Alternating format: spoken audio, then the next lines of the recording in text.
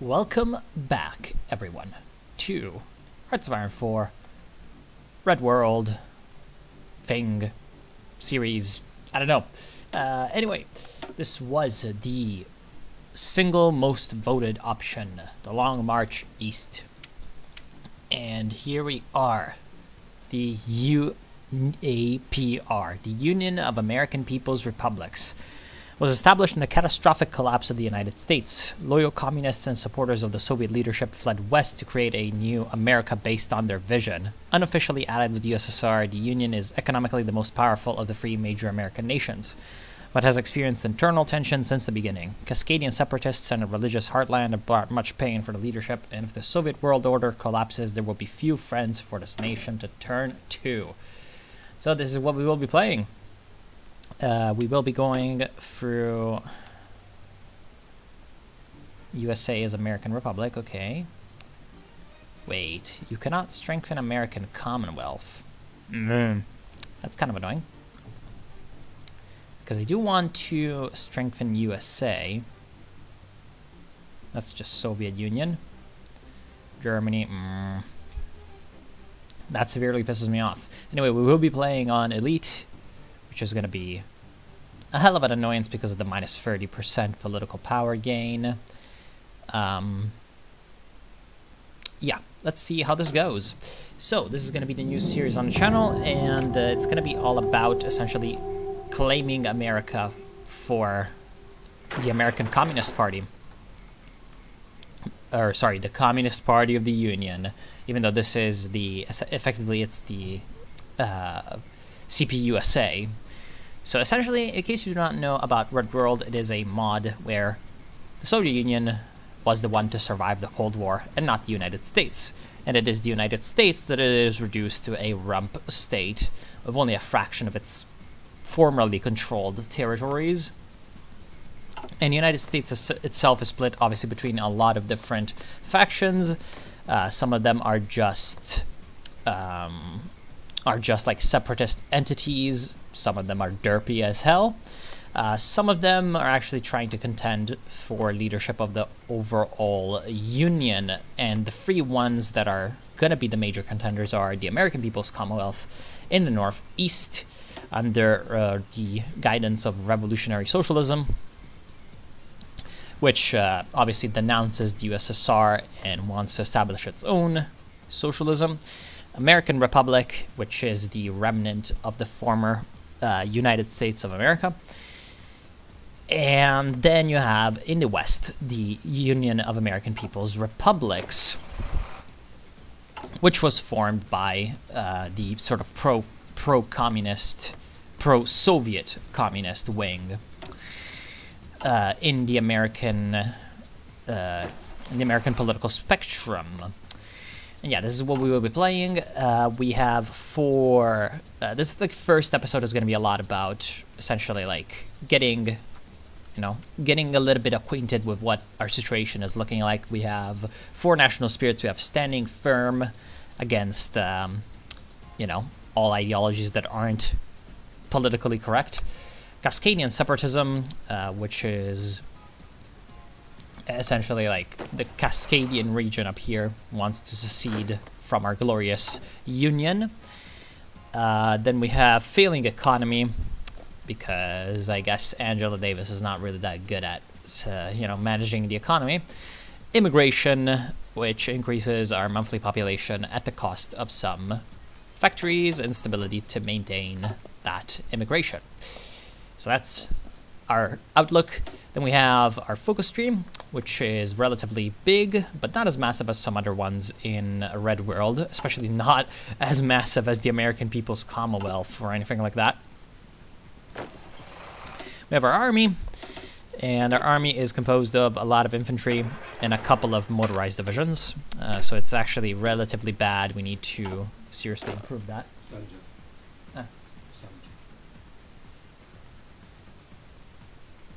Dolce.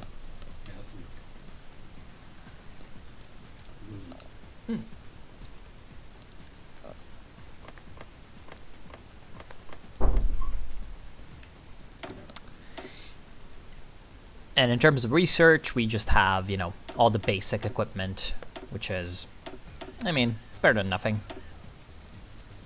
Better than nothing. Wait, hold on. Oh, okay, never mind. See, I thought that was bugged, but it isn't. So yeah, let's get our research up and running. It's pretty loud. Let's do this. There we go. Research time decrease. Construction speed increase. Yeah, do the regular stuff, you know, nothing too strange. Obviously, because we are on elite difficulty, it is going to be a little bit more difficult. A little bit more difficult to get research, but we can't do that. It's fine. Doesn't tell me the infrastructure level of these states. Seems like the UI is a little buggy. So what is the infrastructure? 7, 5, 6, 4, 4, 3, 4. Okay. So the most infrastructured state is up here. All right. It's Washington State. And he has Cascadian cores, so perhaps it is not the best idea to put our divisions up here. Anyway, in terms of equipment, we are going to need to produce some equipment, obviously.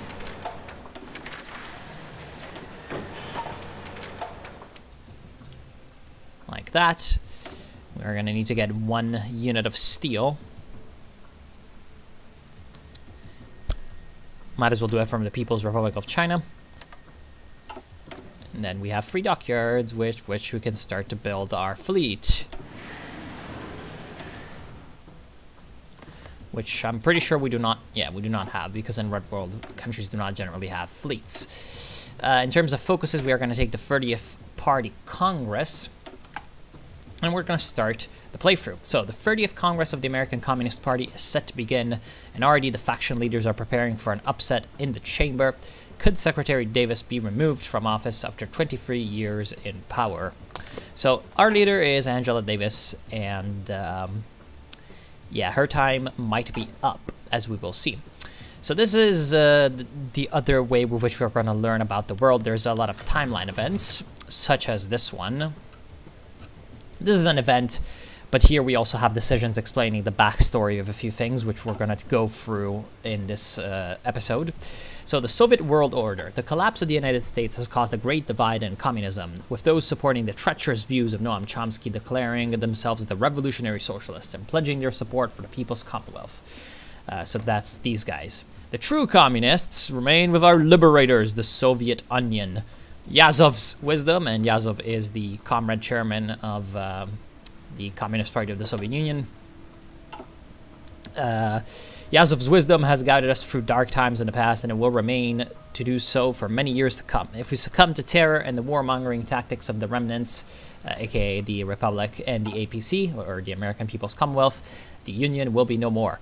From the coasts of California to the forests of Washington to the deserts of Nevada, we are one union of people's republics, forever bounded together by the glory of communism. Long live Davis. So that's our backstory. So you can, by the way, pause and read these if you want. I'm not going to go through all of them, but you know, just know that essentially, well, like for example, this one, it's a little bit important. The 1952 presidential elections.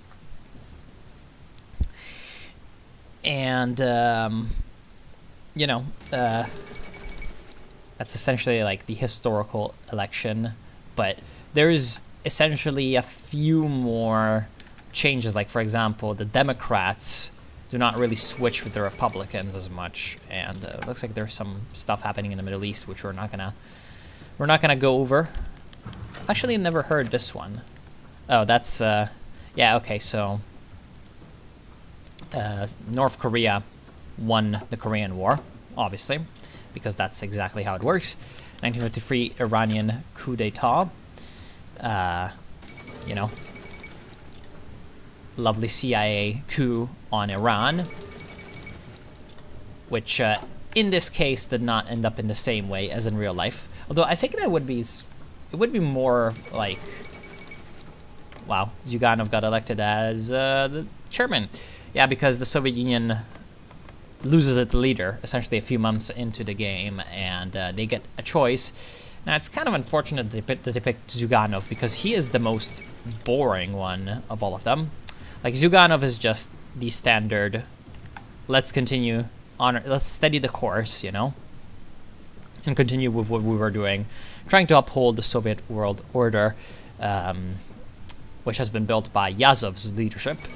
There's other ones, though. There's Putin, which there's multiple ways with which he can reform the Soviet Union to be more like he likes. Some of them are ridiculous, like crown Putin as Tsar.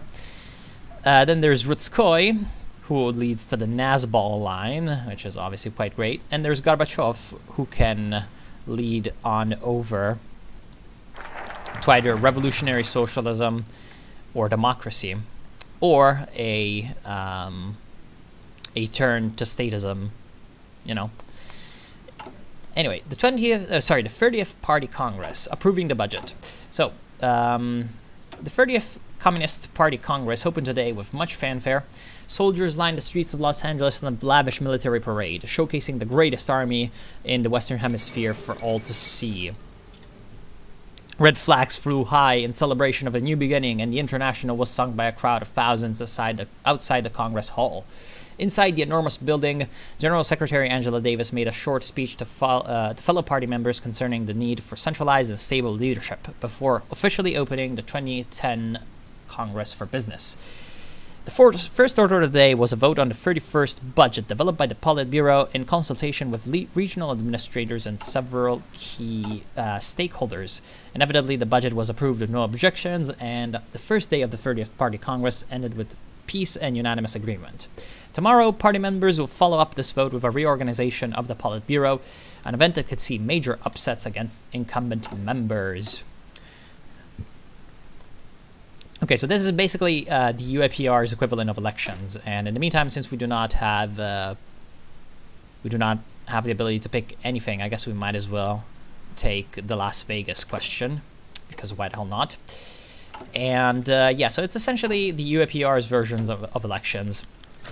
When you reorganize the leadership and you see who can best represent the political interests of whoever is important in the country.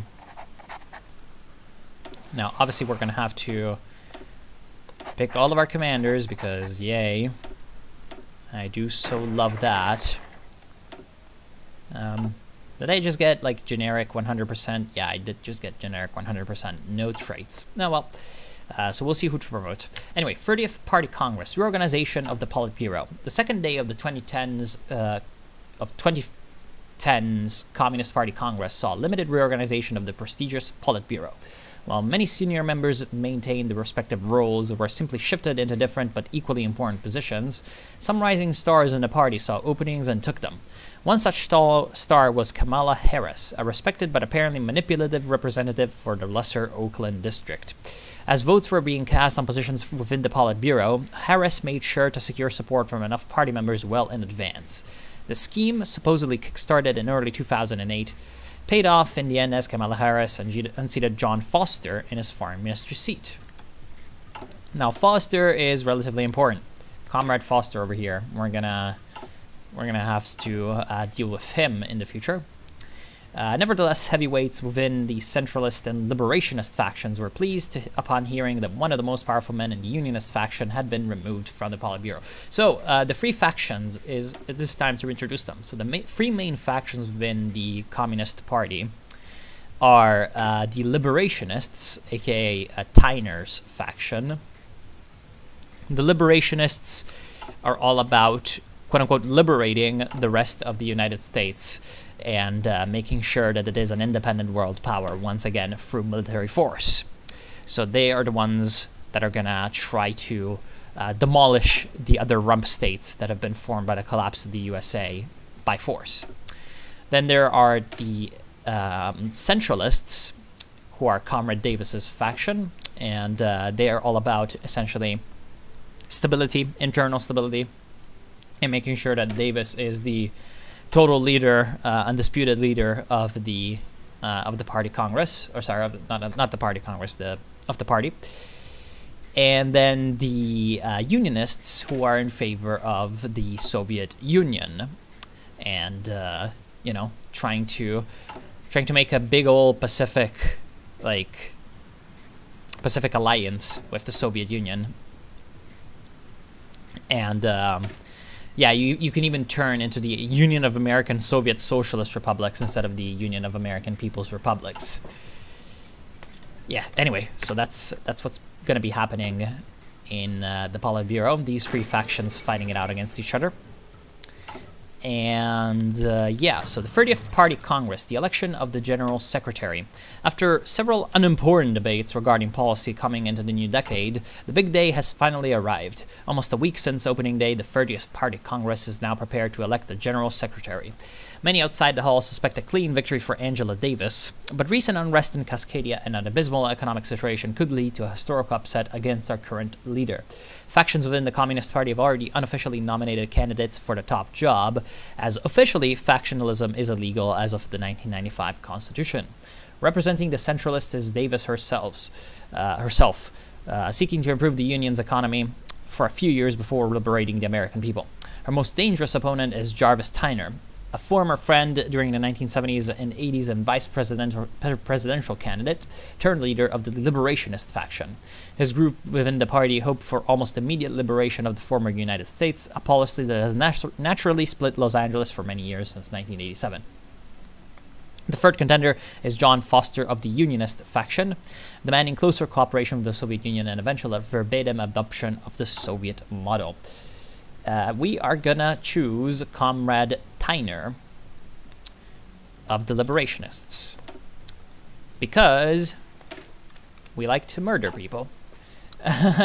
Well, essentially, Tyner is a bit of the UAPR's Khrushchev, if you may, or Khrushchev, if you're used to that pronunciation. So he's the guy that's going to be denouncing Davis's excesses and be in favor of strengthening the military of the Union without really changing around the political order too much. So 30th Party Congress closes. The 30th Congress of the Communist Party officially closed today with remarks from recently elected General Secretary Tyner. In his speech, he has outlined an ambitious plan for the liberation of Americans throughout the shattered United States, alongside rapid economic development. While many within the centralist and unionist factions were clearly disappointed in the week's result, liberationists throughout the hall gave their comrade a standing ovation for minutes on end, signifying an optimistic outlook for the future of our Union. Whether Tyner can keep his promise of ending imperialism in the Americas and eventually fixing the terrible economic situation remains yet to be seen, but millions watching the spectacle are certainly hopeful that their previous way of life can be restored. So here we are. We are now gonna be working towards the liberation of the United States, the long march to the east. Mayday attack, and this is another big event because it's going to be dealing with the fate of the American People's Commonwealth. Even though, since I've buffed the American Republic to no end, I sincerely doubt that that's going to result in anything because they probably cannot take over the American Republic.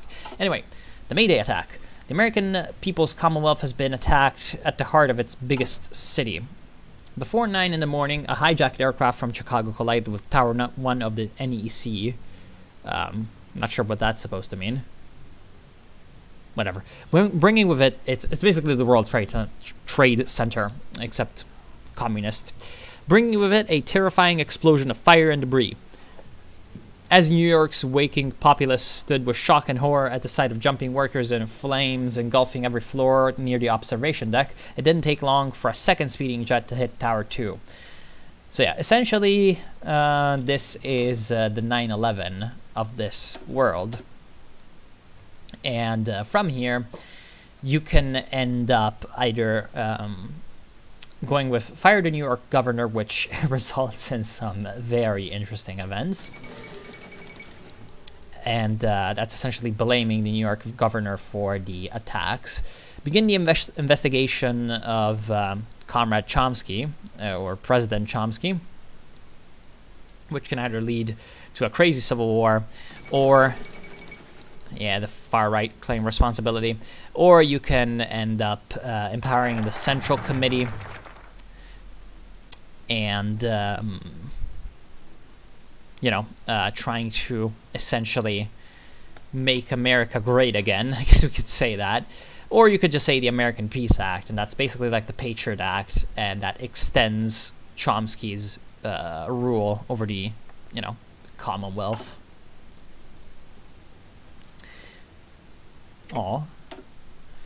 Committee for the Redevelopment of Las Vegas. So that's the focus that we just took. So the Committee for Redevelopment of Las Vegas has just been formed by Jarvis Tyner. Aimed at finally answering the Las Vegas question, the committee will seek various opinions on the issue and commence multiple investigations to formalize a solution as soon as possible.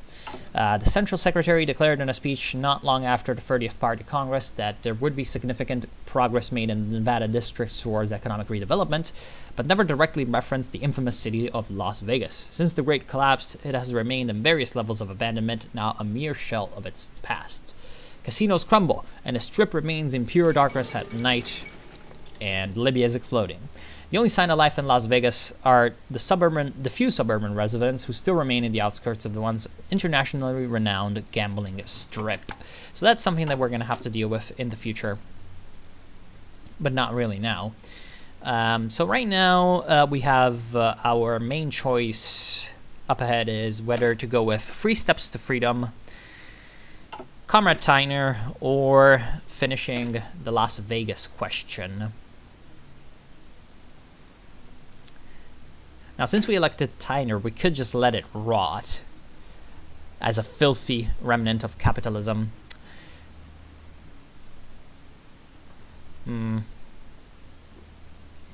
So this is going to give us a bit of political power, a bit of war support, which we do kind of need. A naval dockyard.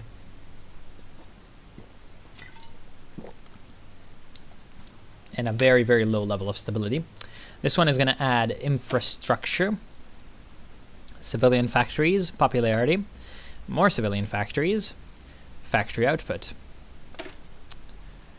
So that's renewing or renovating Las Vegas. Or fast-track demolition to turn it into a model city. So political power, building slots, military factory, production efficiency cap plus 10%. Okay, we're definitely going with this one. But the main thing is, do we want it right now? And I'm not sure we want it right now. We could go with 3 Steps to Freedom. Now, what is our minus 15% factory output, minus 10% construction speed, minus 5 stability, minus 5 war support, and plus 75% justify war goal time?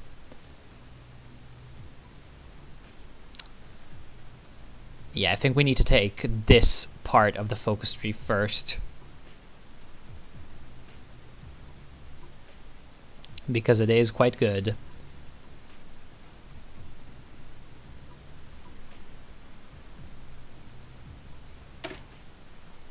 And then after we are complete, after we have completed this part of the focus tree, which I'm gonna do off screen because it's gonna take a long time and it's not gonna be that interesting, we're gonna think about either finishing Las Vegas or going for our main focuses.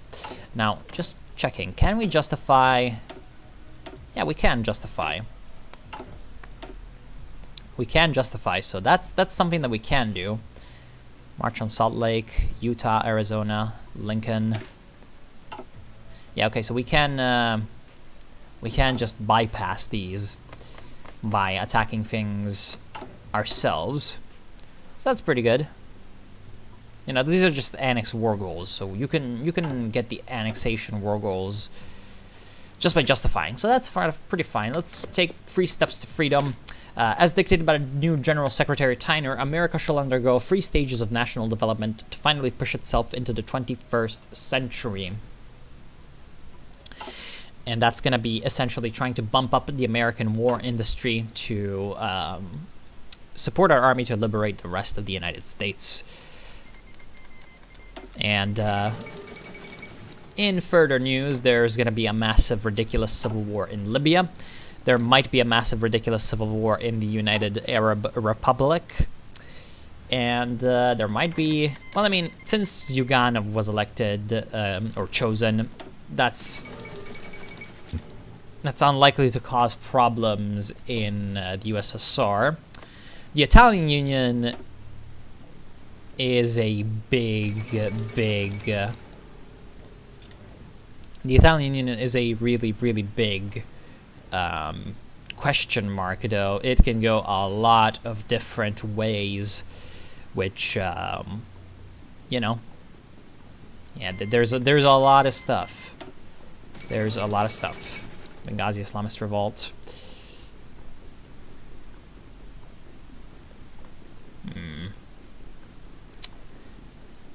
Yeah, anyway, we will be seeing what happens with them. We are in no position to intervene in Libya because we have our own problems to deal with.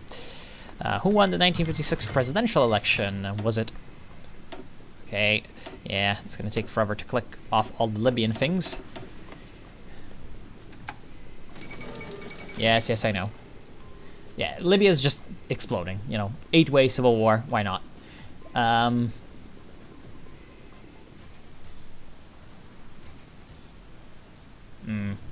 President Eisenhower. Civil rights movement.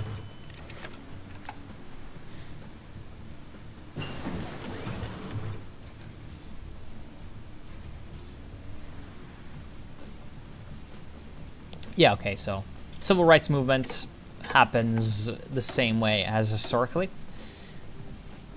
All right.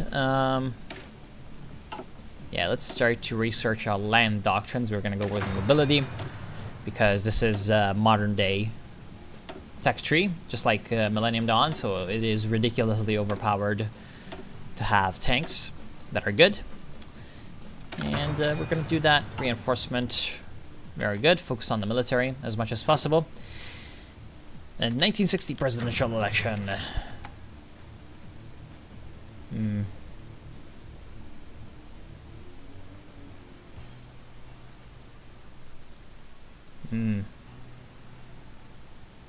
Nixon.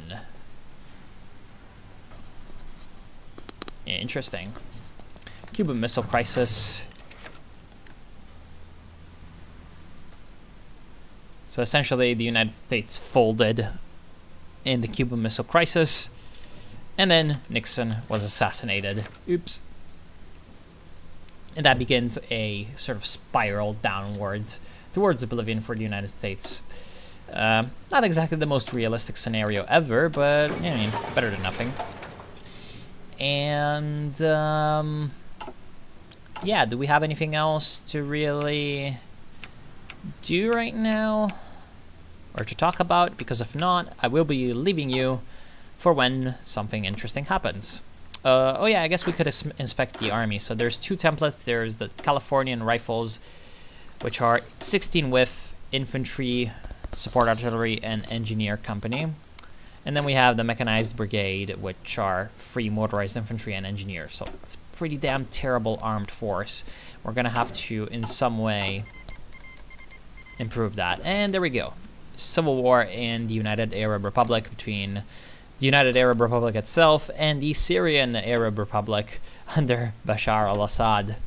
So yeah, we're gonna be seeing how that goes, and yeah, I'll be leaving you right now as we take military factories.